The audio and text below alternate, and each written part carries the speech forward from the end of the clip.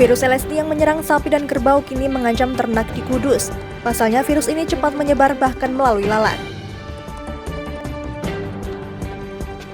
Ditanya perihal solusi keadaan jalur Pantura Juwana yang kemacetannya kian parah, Gubernur Jawa Tengah justru melontarkan statement yang merendahkan wartawan.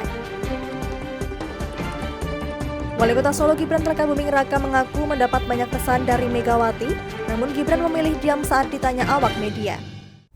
Selamat sore pemirsa, bersama saya Amda Soraya, inilah Jateng hari ini.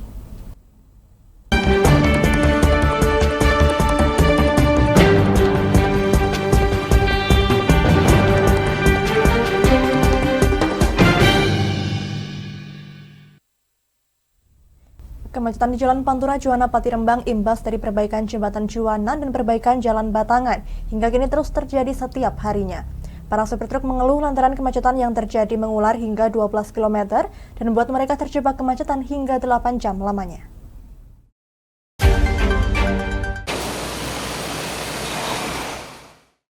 Kondisi kemacetan yang terjadi di ruas Jalan Pantura Pati Rembang, tepatnya di sekitar jembatan Juwana, setiap harinya semakin parah.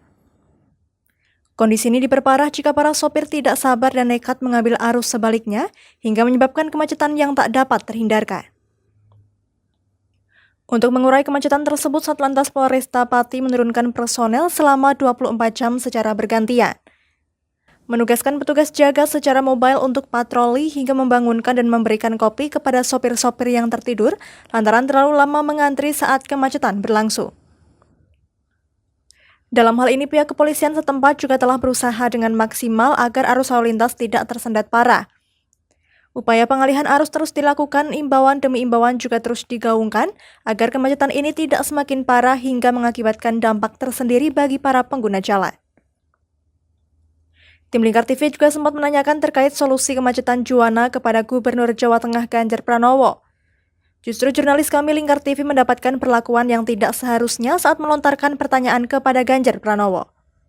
Anggap soal macet Juwana, Pak. Macet Juwana yang makin parah, Pak. Siapkan semua, Bu. Media apa, Bu? Izin mau minta foto, Pak. Mahasiswa. Lingkar, Pak. Media mana cetok. CC. Terkait statement orang nomor 1 di Jawa Tengah terhadap salah satu jurnalis saat ditanya perihal kemacetan Pantura Juwana, kita akan membahasnya dengan diskusi melalui telepon bersama dengan Ketua Lembaga Pers KMPI Jawa Tengah, Ibu Karen Pujarisma. Ya, selamat sore, Bu Karen. Iya, selamat sore. Ya, melihat sikap Ganjar saat menanggapi pertanyaan dari jurnalis Lingkar TV terkait kemacetan Juwana kemarin, tanggapan Anda sebagai Ketua Lembaga Pers KMPI Jawa Tengah ini seperti apa, Bu? Kalau menurut saya kurang tepat ya, karena sebagai pejabat negara seharusnya bisa lebih bijak. Jangan mengutamakan emosi lah. Mungkin beliau memang capek mungkin atau bagaimana ya, tapi ya tetap blunder dan tetap tidak patut bicara seperti itu. Penggunaan frasanya sih yang enggak tepat. Masa sampai bilang media rak cetha, wong jelas-jelas orangnya ada, medianya kan juga ada, produk ada, perusahaannya juga ada. Lah yang enggak cethonya itu di mana? Kan tindakan ini kan saya rasa kurang tepat saja. Iya, sikap bagaimana yang seharusnya diperlihatkan oleh pejabat nomor 1 di Jawa Tengah tersebut, Bu? Yang pertama mungkin bisa menggunakan perkataan yang lebih baik ya Mbak ya. Jadi memang menunjukkan kesan baik itu menjadi kewajiban pejabat. Lah emangnya ada ya pejabat yang mau dicitrakan buruk kan ya nggak ada ya. Jurnalis itu kan tugasnya juga memberitakan, emang tugasnya seperti itu. Lah kalau sekarang beliaunya justru menyatakan hal yang kurang baik kan jadinya malah citranya dia sendiri yang nggak baik. Itu kan di medsosnya dia kan juga sudah kelihatan baik-baik semua kok. Alangkah baiknya kalau memang beliaunya tidak ingin menjawab dari pertanyaan tersebut, kan bisa cukup no comment aja. Wong kan ya boleh toh kalau tidak menjawab pertanyaan dari jurnalis. Atau mungkin juga beliaunya bisa bilang, coba nanti saya cek ke dinas terkait, kan juga sudah selesai, tidak akan panjang urusannya gitu. Apakah ini termasuk bentuk menghalangi kerja jurnalis atau seperti apa, Bu Karen? Kalau menghalangi sih mungkin tidak mengarah ke sana ya, karena yang saya kritisi bukan hal menghalanginya sebenarnya, tapi lebih ke arah jawaban beliau yang kurang tepat aja. Mungkin bisa menggunakan kata-kata yang lebih baik sih, karena menurut saya dengan beliau berkata seperti itu, kesannya kurang pas ya. Mungkin kalau menghalang-halangi itu bisa seperti tidak boleh bertemu atau ada gestur pendorongan, itu mungkin bisa dikatakan menghalangi, tapi kan ini masih bisa doorstop bareng-bareng sama teman-teman jurnalis yang lain. Ya kalimatnya aja lah Mbak yang kurang tepat ya menurut saya, karena beliau itu kan juga sedang dielu-elukan jadi presiden, kok perkataannya ke jurnalis malah kurang tepat seperti itu, ya sangat disayangkan sih. Sebagai Ketua Lembaga Pers GMPI Jawa Tengah, melihat masih banyaknya jurnalis kita di Indonesia yang masih mendapatkan perlakuan yang tidak seharusnya, ini seperti apa? Apalagi sampai merendahkan identitas jurnalis itu sendiri. Kalau saya sendiri, saya kan juga pernah jadi jurnalis ya, dan sempat mendapat pendidikan jurnalistik. Kami dari GMPI Jawa Tengah mengutuk keras terhadap tindakan amoral, intimidasi, atau bahkan sampai penyerangan terhadap jurnalis seperti yang terjadi di Surabaya kemarin. Memang masih banyak sekali terjadi tindakan-tindakan tersebut ke jurnalis. Untuk itu saya menghimbau kepada siapapun sumber berita dalam rangka menegakkan demokrasi di NKRI ini, ayolah kita bersama-sama sadar tentang pentingnya kebebasan pers. Terutama ya untuk narasumber atau sumber berita, jurnalis itu bukan momok, tapi jurnalis merupakan partner yang memiliki fungsi pengawasan. Jurnalis juga sebagai sarana publisitas untuk mereka juga kan, ya walaupun sebenarnya para pejabat itu sudah punya tim humas sendiri, tapi kan masyarakat juga berhak untuk mendapatkan berita atau kabar secara lengkap dan detail dari berbagai sisi gitu sih. Ya terakhir Bu Karen, harapannya ke depan agar perlakuan yang seperti ini tidak terulang kembali? Harapan kami dari Lembaga Pers GMPI Jawa Tengah berharap sih agar seluruh entitas pilar demokrasi dalam hal ini eksekutif, legislatif, dan yudikatif dapat menghormati dan memahami kebebasan pers sebagai pilar keempatnya. Jadi dengan demikian maksudnya tidak lagi terulang tindakan-tindakan yang tidak perlu dialami oleh jurnalis seperti itu. Entah itu penekanan, intimidasi, atau bahkan hingga kekerasan fisik maupun verbal. Kita mengingat dan berduka beberapa waktu lalu bahkan sempat ada salah satu pimpinan redaksi yang ada di Bengkulu itu yang hingga terburu di dekat rumahnya. Semoga ya tidak terjadi hal-hal yang seperti itu lagi sih. Ya baik Ibu Karen, kami harapkan hal ini tidak menghalangi para jurnalis di Indonesia, khususnya Jawa Tengah, untuk selalu menjembatani aspirasi dari masyarakat. Terima kasih Ibu Karen Pujarisma selaku Ketua Lembaga Pers GMPI Jawa Tengah telah menyempatkan waktunya untuk berdiskusi bersama Lingkar TV. Selamat sore dan selamat beraktivitas kembali. Kami akan jeda sejenak pemirsa, tetap bersama kami di Jateng hari ini.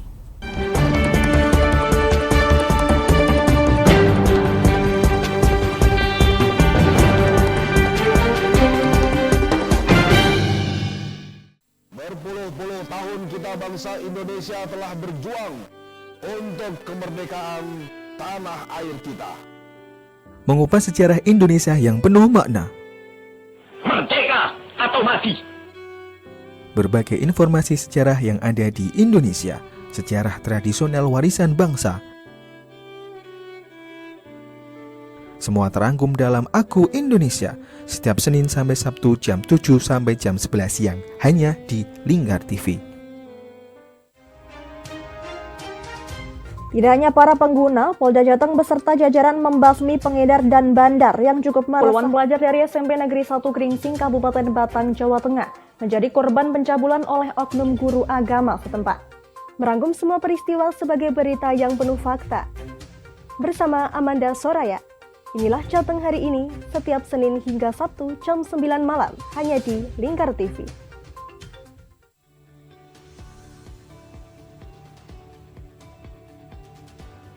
Selamat siang pemirsa, bersama saya Galus Karkinanti. Inilah Jateng terakhirnya tertabrak truk dan terseret hingga belasan meter.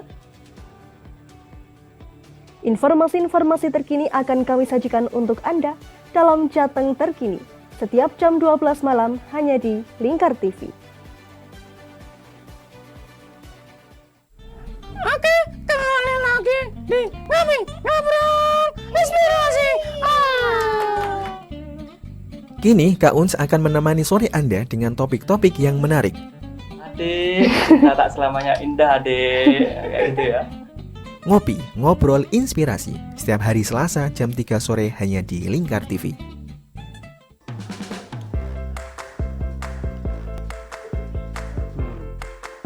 Petualangan yang menarik sang pencinta kuliner. Mantul tetap mantap rasanya pemirsa. Menikmati setiap makanan yang lezat dan mantap saat dihidangkan. Semua hadir di Wayang Kulineran setiap hari Minggu jam 11 siang hanya di Lingkar TV.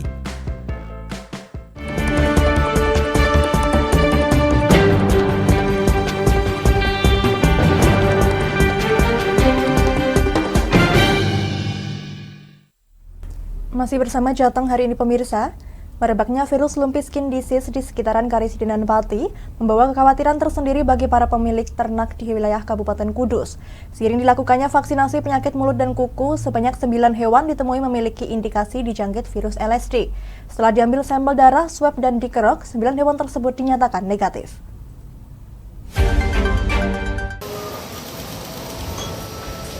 Virus LSD merupakan penyakit kulit infeksius yang ditandai dengan munculnya nodul seperti cacar. Virus yang menjangkit hewan ternak seperti sapi dan kerbau ini dapat menyebar melalui vektor lalat. Sudah ada 9 hewan yang terindikasi di Kabupaten Kudus, namun setelah dilakukan pengecekan dari sampel darah, swab, serta mengerok kulit dinyatakan negatif.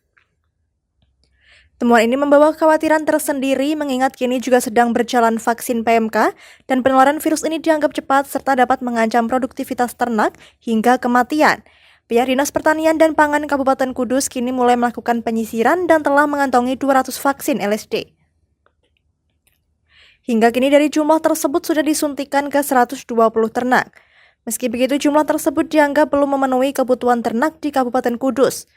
Dinas telah mengajukan 1.000 dosis vaksin kepada pemerintah, namun hingga kini jumlah cukup terbatas mengingat banyak daerah yang juga membutuhkan.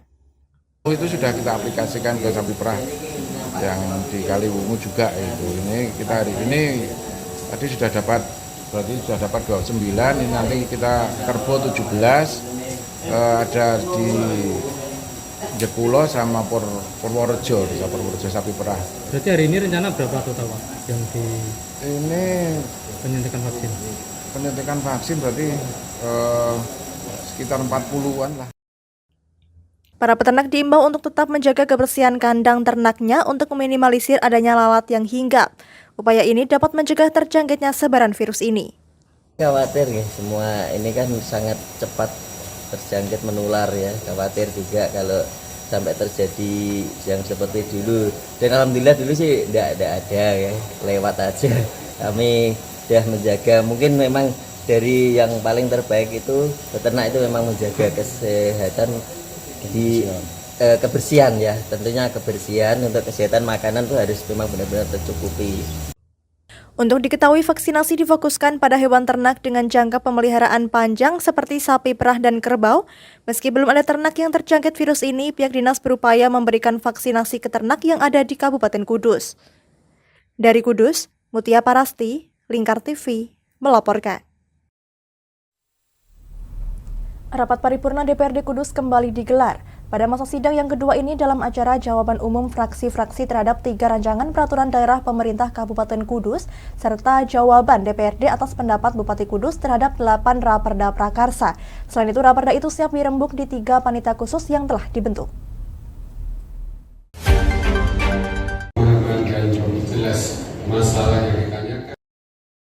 Pembentukan panitia khusus telah terbentuk pada rapat paripurna DPRD Kudus pada masa sidang pertama. Meski begitu masih ada beberapa usulan terkait usulan perpindahan antar pansus. Beberapa usulan sedang dalam proses administrasi, meski begitu tak menghalangi jalannya proses pembahasan raperda. Pembagian pembahasan Pansus sendiri diantaranya Pansus 1 membahas mengenai fasilitas pondok pesantren, penyelenggaraan pendidikan, fasilitas ibadah haji, serta perubahan kedua Perda Nomor 3 Tahun 2016 tentang pembentukan dan susunan perangkat daerah. Untuk Pansus 2 membahas tentang Raperda Tanggung Jawab Sosial dan Lingkungan Perusahaan, pelayanan dan perlindungan buruh, serta pajak daerah dan retribusi daerah.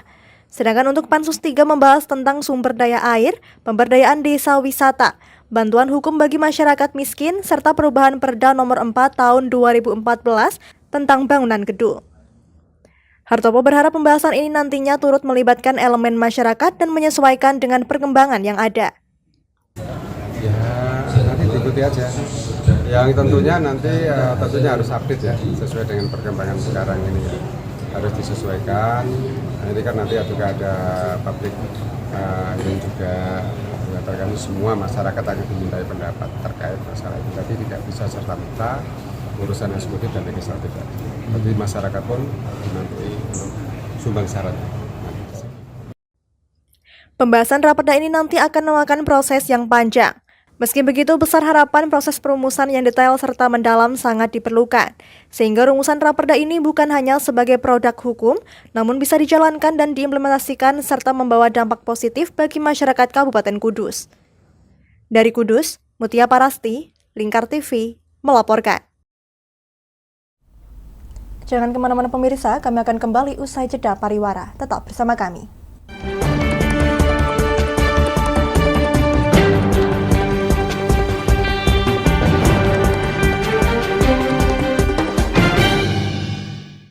Berpuluh-puluh tahun kita bangsa Indonesia telah berjuang untuk kemerdekaan tanah air kita.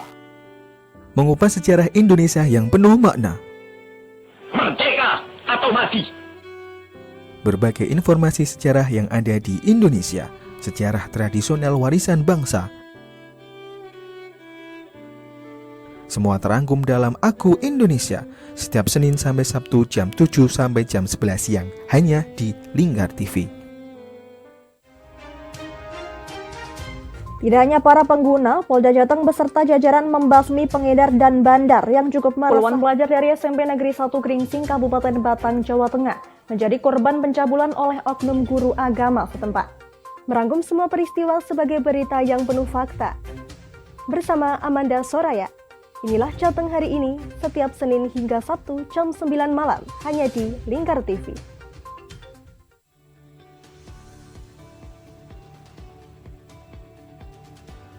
Selamat siang pemirsa, bersama saya Galus Karkinanti. Inilah Jateng terakhirnya tertabrak truk dan terseret hingga belasan meter.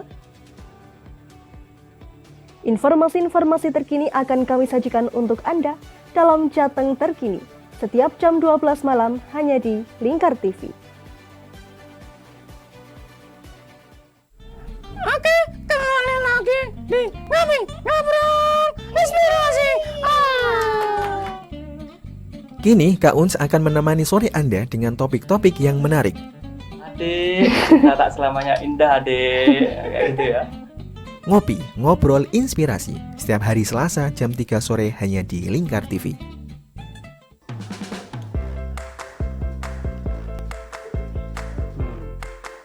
Petualangan yang menarik sang pencinta kuliner. Mantul tetap, mantap rasanya pemirsa. Menikmati setiap makanan yang lezat dan mantap saat dihidangkan. Semua hadir di Wayai Kulineran setiap hari Minggu jam 11 siang hanya di Lingkar TV.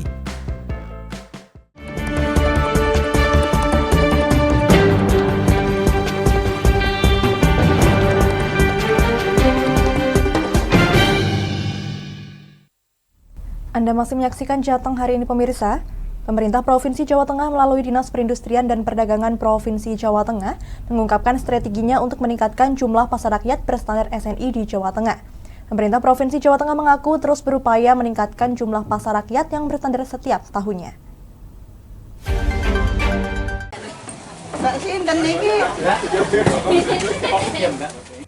Hingga saat ini terdapat 20 pasar rakyat yang berstandar SNI di Jawa Tengah. Meski jumlah tersebut diklaim terbanyak di Indonesia, pemerintah Provinsi Jawa Tengah mengaku kini terus berupaya menambah jumlah pasar rakyat yang berstandar SNI. Melalui Kepala Dinas Perindustrian dan Perdagangan Provinsi Jawa Tengah Arif Sambodo, pihaknya mengaku memiliki beberapa strategi untuk menaikkan jumlah pasar rakyat yang berstandar SNI tersebut. Disebutkan Arif pihaknya memiliki Balai Pengujian dan Sertifikasi Mutu Barang atau BPSMB Surakarta yang sudah bisa menjadi penyesuaian untuk sertifikasi dan bisa memfasilitasi pasar rakyat untuk dapat bersertifikat SNI.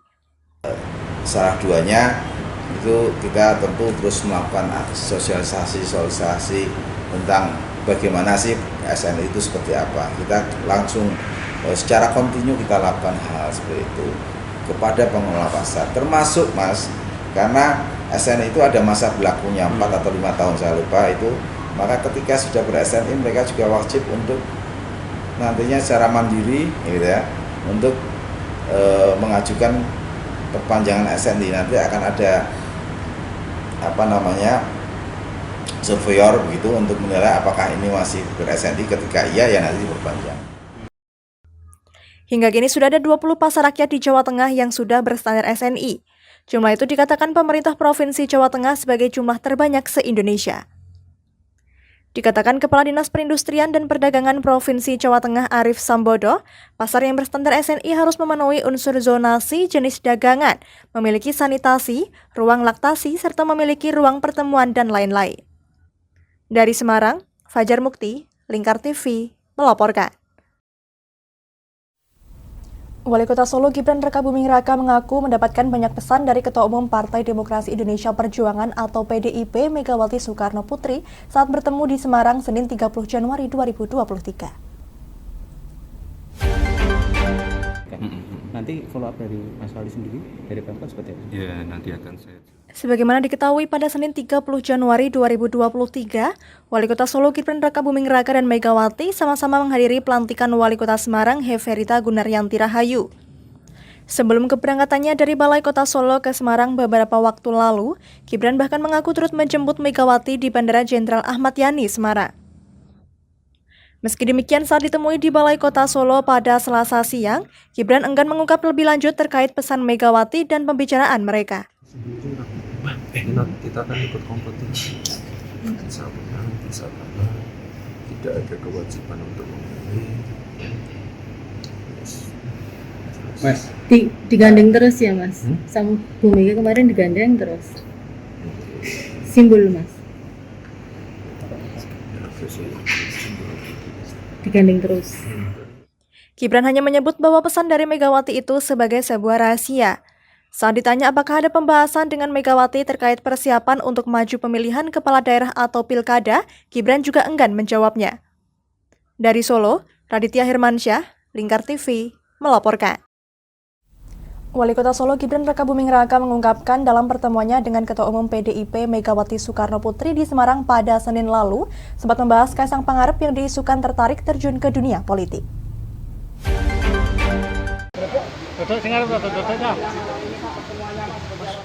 Seperti diketahui beberapa kali muncul isu ketertarikan Kaisang terjun ke dunia politik. Isu tersebut berhembus cukup kencang bahkan dalam berita sebelumnya, Ketua Umum DPP Partai Gerindra Prabowo Subianto yang melakukan kunjungan kerja ke Solo beberapa waktu lalu juga menyambut dengan baik kabar tersebut. Saat ditemui di Balai Kota, Wali Kota Solo Gibran Rakabuming Raka mengatakan bahwa dalam pertemuannya di Semarang beberapa waktu lalu, Gibran menyebut bahwa Ketua Umum PDI Perjuangan Megawati Soekarno Putri yang lebih dulu menginisiasi pembicaraan tentang Kaisang terkait ketertarikannya terjun ke dunia politik.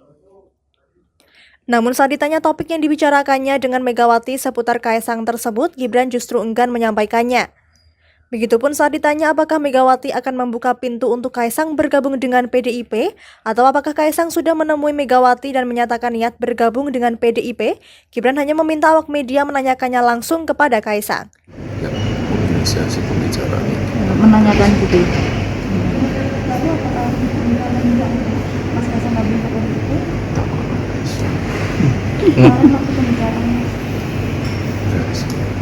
Terus responnya gimana Mas Bu Mega tentang Mas Kaisang itu? Senang atau gimana? Selain itu, Gibran juga mengakui mendapat arahan dari Ketua Umum PDI Perjuangan tersebut terkait dengan ketertarikan sang adik yakni Kaisang Pangarep untuk ikut terjun ke dunia politik. Namun Gibran justru memilih merahasiakan hal tersebut. Saat ditanya adakah rekomendasi khusus dari Megawati tentang Kaisang Pangarep untuk bergabung dengan PDIP dan pencalonan sebagai kepala daerah, Gibran lagi-lagi enggan menjawab pertanyaan tersebut secara gamblang. Dari Solo, Raditya Hermansyah, Lingkar TV, melaporkan. Demikian Jateng hari ini, saya Amanda Suraya dan seluruh kru yang bertugas pamit dari hadapan Anda. Terima kasih dan sampai jumpa.